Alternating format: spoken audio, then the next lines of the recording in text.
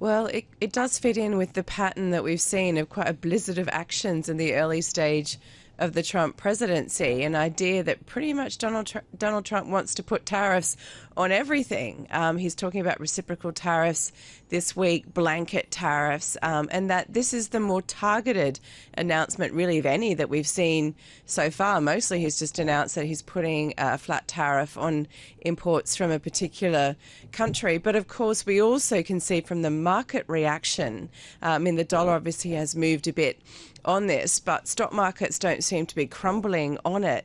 And the sense that maybe is this again an opening salvo of something that would become refined or even deferred as time goes on, because that's what we've seen so far from his announcements, be it about blanket tariffs on Canada and Mexico. I mean, obviously tariffs did come into force on China, and that's one particular exemption. But the interesting thing will be in this region to see whether the EU now feels it has to get into the fray.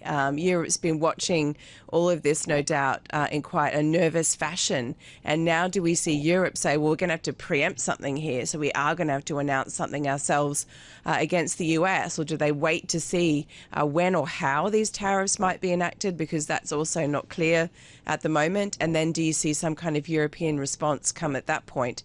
But certainly just another element in the complex soup, should we say, of tariff announcements so far. Yeah, indeed. I mean, who does stand to actually be hurt most by these tariffs? Well, the big one for both steel and aluminium is Canada, as well as Mexico. China for both, although China didn't export a ton of aluminium to the US last year. I mean, it really drops off after Canada as by far the biggest exporter for both. But you do see names on that list that are countries you would consider to be US allies. I mean, Germany, for one. You also see countries like Vietnam, Korea, Japan, the UAE, Bahrain. So it's a really broad church of countries that could be impacted by, but far and away the very biggest one of all of those is Canada. Okay, so that's the key to watch in terms of response. This is all happening as China's retaliatory tariffs announced last week come into force today. Does this open the door potentially for further escalation on that front? Well, it's a bit hard to know whether this 25% tariff would be on top of the blanket 10% tariff that Trump has announced on China or in lieu of, because, again, we don't know when some of these actions might be taking effect. So that's one aspect of it, because if it's then seen as an add-on already for China, then you will need to see some kind of response from China to it. What we have seen so far, though, is even though China has taken action against the US, they both seem to be looking for something that's quite calibrated, to not be seen as to be taking the next step of escalation. And certainly you can see a desire from the part of China at some point for Xi Jinping, the Chinese president, to talk to Donald Trump about this. And that call has not happened yet. Maybe it'll happen at some point this week, because when they get in a room together, they tend to be able to sort stuff out. We've seen that previously, and perhaps that's the next card that China's going to play. And just a word too, Rosalind, another story that we heard from Donald Trump about Elon Musk finding irregularities, or rather his government efficiency team finding irregularities at the US Treasury. Not exactly clear what they were.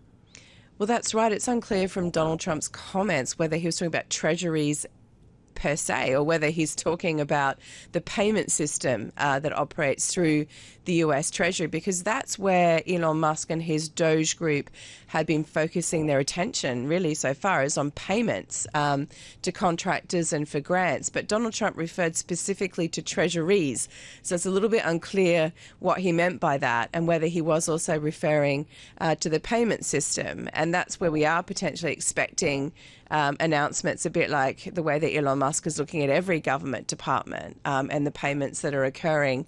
But that certainly does raise a question about what did he mean by that, because no one's really talked about bonds so far. And that would be quite a big development if indeed that's what he meant. But it does again raise concerns about how much people are poking around in the cupboard at Treasury, and what does this mean? You know, you can see that the incoming US Treasury Secretary, Scott Bessent, says, don't worry, it's all encrypted, it's read-only, they're not able to see a lot or do a lot. But there are those elements of concern about if you start examining what's going on at US Treasury, where does that start and where does that finish?